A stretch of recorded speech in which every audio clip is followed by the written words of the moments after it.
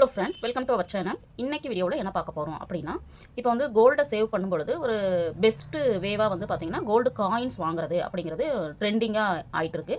அப்படி இருக்கிறப்போ அந்த கோல்டு காயின்ஸ் வந்து எந்த கடையில் வாங்கினா நமக்கு லாபமாக இருக்கும் அப்படிங்கிறத இந்த வீடியோவில் ஒரு 10-12 கடைகளோட காயின்ஸுக்கான வேஸ்டேஜ் என்ன அப்படிங்கிறத ஷேர் பண்ணிக்கலான்னு இருக்கேன். இந்த வீடியோ உங்களுக்கு யூஸ்ஃபுல்லாக இருக்கும். தொடர்ந்து வீடியோவை பாருங்கள். வாங்க வீடியோக்குள்ளே போவோம்.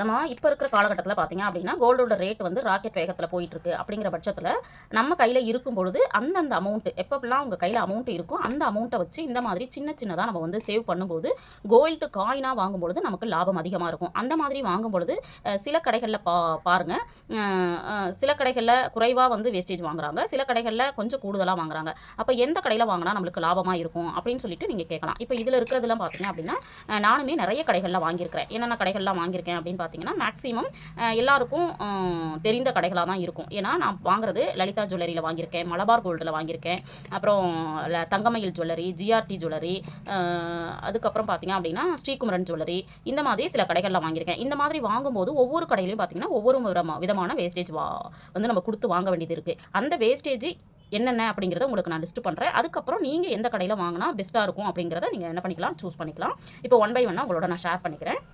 இப்போ இந்த மாதிரி காயின்ஸ் வாங்குறதுனால நம்மளுக்கு என்ன லாபம்னு பார்த்தீங்கன்னா வேஸ்டேஜ் வந்து ரொம்ப கம்மியாக இருக்கும். இப்போ நகைகளாக வாங்குறீங்க அப்படின்னா 10% 15% 30% வரைக்கும் நம்மளுக்கு வந்து வேஸ்டேஜ் போகும். பட் இதில் வாங்கும் பொழுது 1.5% நம்மளுக்கு வந்து கிட்டத்தட்ட ஒரு 3%க்குள்ளேயே தான் எல்லா கடைகள்லையுமே கிடைக்குது. அதை ஒன் பை ஒன்னாக நம்ம பார்த்துடலாம். இப்போ இந்த மாதிரி நீங்கள் காயின் வாங்குறீங்க அப்படின்னா கோல்டு காயினுக்கு பார்த்தோம் அப்படின்னா நம்மளுக்கு வந்து வேஸ்டேஜ் அப்படிங்கிறது கண்டிப்பாக நம்ம கொடுக்கணும். ப்ளஸ் வந்து ஜிஎஸ்டி அப்படிங்கிறதும் கொடுக்கணும். சில கடைகளில் பார்த்தீங்க அப்படின்னா டையிங் சார்ஜ் அப்படின்னு சொல்லிட்டு ஒரு சார்ஜ் வந்து எடுக்கிறாங்க. இப்போ எந்தெந்த கடையில் எவ்வளோ பர்சன்டேஜ் அப்படிங்கிறத நான் வந்து ஷேர் பண்ணுறேன். ஃபஸ்ட்டு நம்ம சொல்லக்கூடிய கடை பார்த்தீங்க அப்படின்னா ஜிஆர்டியில் நம்மளை வந்து கோல்டு காயின்ஸ் பார்த்தீங்கன்னா 2% வந்து நார்மலாக நம்மளுக்கு வந்து கிடைக்குது, 2%ல் கிடைக்குது.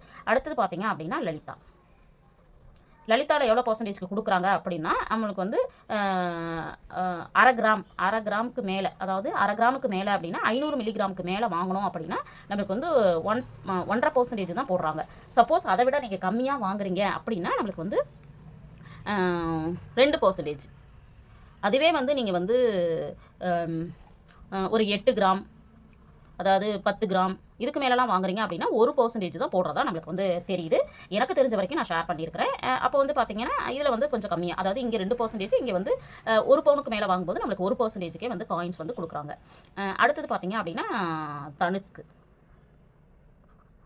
தனுஷ்கில் பார்த்தீங்க எவ்வளோ பர்சன்டேஜ்னா எனக்கு தெரிஞ்ச வரைக்கும் 5% அப்படின்னு வந்து சொல்கிறாங்க.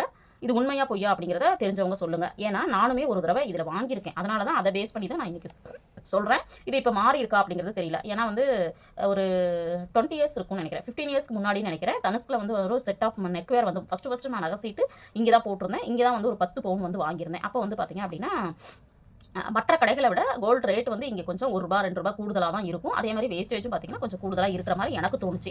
அது சரியாக தவறா அப்படிங்கிறத பார்க்குற வியூவர்ஸ் கண்டிப்பாக நீங்கள் சொல்லுங்கள். அடுத்தது பார்த்தீங்க அப்படின்னா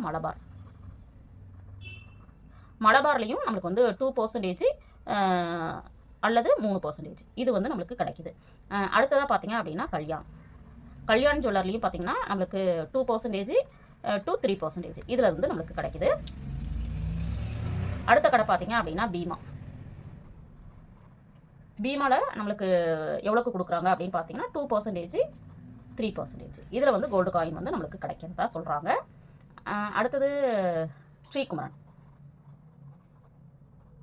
ஸ்ரீகுமரனில் நம்மளுக்கு வந்து மேக்ஸிமம் 2% சொல்கிறாங்க. பட் வந்து நீங்கள் வந்து ஒரு அரை பவுனுக்கு கீழே வாங்குறீங்க அப்படின்னா 3.5% வந்து போட்டாங்க. இப்போ லாஸ்ட்டாக நான் வாங்கும்போது 3.5% வந்து போட்டாங்க. அப்போ கேட்கும்போது அவங்க என்ன சொன்னாங்கன்னா அரை பவுனுக்கு கீழே வாங்கினீங்கன்னா இந்த 3.5% வரும் அப்படின்னு சொன்னாங்க. இது வந்து கடைக்கு கடை மாறும். அதாவது நான் வாங்கின கடையில் இது, அதுவே வந்து வேறு கடையில் இப்போ சென்னையில் ஒரு ரேட் இருக்கும், ஒரு வேஸ்டேஜ் இருக்கும், கோயம்புத்தூரில் ஒரு வேஸ்டேஜ் இருக்கும். இது வந்து மாறும் அப்படின்னு வந்து சொன்னாங்க. அதனால தான் நான் வந்து மென்ஷன் பண்ணி உங்களுக்கு வந்து சொல்கிறேன். அடுத்தது பார்த்தீங்கன்னா போத்தீஸ்லேயும் பார்த்தீங்கன்னா 2%. அடுத்தது தங்கமயிலில் வந்து மினிமமே பார்த்தீங்கன்னா நம்மளுக்கு வந்து 3% தான் வந்து கிடைக்குது. ஜோஸ் ஆலுகாஸ் இங்கே 2%. அடுத்தது ஜோய் ஆலுகாஸ். இங்கேயும் பார்த்தீங்கன்னா 2% அல்லது 3%. இதுதான் நம்மளுக்கு கொடுக்குறாங்க. அடுத்த கடை என்ன அப்படின்னு பார்த்தீங்கன்னா மங்களன் மங்கள். மங்களன் மங்கள்லையும் நம்மளுக்கு வந்து 2%, எக்ஸஸ் வந்து 3%. அடுத்து கசானா ஜுவல்லரியில் 2%. இப்போ எனக்கு தெரிஞ்ச ஒரு 10-12 கடைகள் வந்து நான் உங்களோட ஷேர் பண்ணியிருக்கிறேன். இப்போ மோரார்லெஸ் பார்த்தீங்க அப்படின்னா நம்மளுக்கு 2%. இங்கே தான் கொஞ்சம் கம்மியாக எனக்கு தெரிஞ்ச வரைக்கும் இருக்குன்னு நினைக்கிறேன். இது சரியா தவறா அப்படிங்கிறத சொல்லுங்கள். அதாவது 1.5%லேருந்து 2%. அப்புறம் வந்து கூடுதலாக நம்ம தங்கம் வாங்கும்போது 1%க்கு நம்ம கொடுக்குறதா தெரியுது. இப்போ இங்கே பாருங்கள், தனிஷ்கில் 5%, மலபாரில் 2%, கல்யாணில் 2%, பீமாவில் 2%, ஸ்ரீகுமரனில் 2%, போத்தீஸில் 2%, தங்கமயிலில் 3%, ஜோஸ் ஆலுகாஸ் 2%. இப்படி பார்த்தீங்க அப்படின்னா மோரார்லெஸ் எல்லா கடைகள்லையும் ஒரே மாதிரியான வேஸ்டேஜ் தான் நம்மளுக்கு வாங்குறதா தெரியுது. இது வந்து இந்த காயின்ஸ் வந்து பார்த்தீங்க அப்படின்னா 22 கேரட்டுக்கானது. இதுவே வந்து நம்ம 24 கேரட் வாங்குகிறோம் அப்படிங்கிறப்போ இதோட பர்சன்டேஜ் வந்து மேக்ஸிமம் எவ்வளோ இருக்கும் அப்படின்னு பார்த்தீங்கன்னா 5%லேருந்து 10% வரைக்கும் கொடுக்குறதா சொல்கிறாங்க. இப்போ வந்து நீங்கள் இன்வெஸ்ட்மெண்ட்டுக்காக பண்ணுறீங்க அப்படின்னா நீங்கள் என்ன பண்ணலாம், இந்த மாதிரி 24 கேரட் வாங்குறதுக்கும் நீங்கள் முயற்சி பண்ணலாம். சப்போஸ் காயின் வாங்கும்போது நம்மளுக்கு வந்து ஜிஎஸ்டி கொடுக்க வேண்டியது இருக்குது, வேஸ்டேஜ் கொடுக்க வேண்டியது இருக்குது, இதெல்லாம் இருக்குது அப்படின்னு நினைக்கிறீங்க அப்படின்னா என்ன பண்ணலாம் அப்படின்னா காயின்ஸ் வாங்குறதே நீங்கள் இடிஎஃபாக வாங்கலாம்.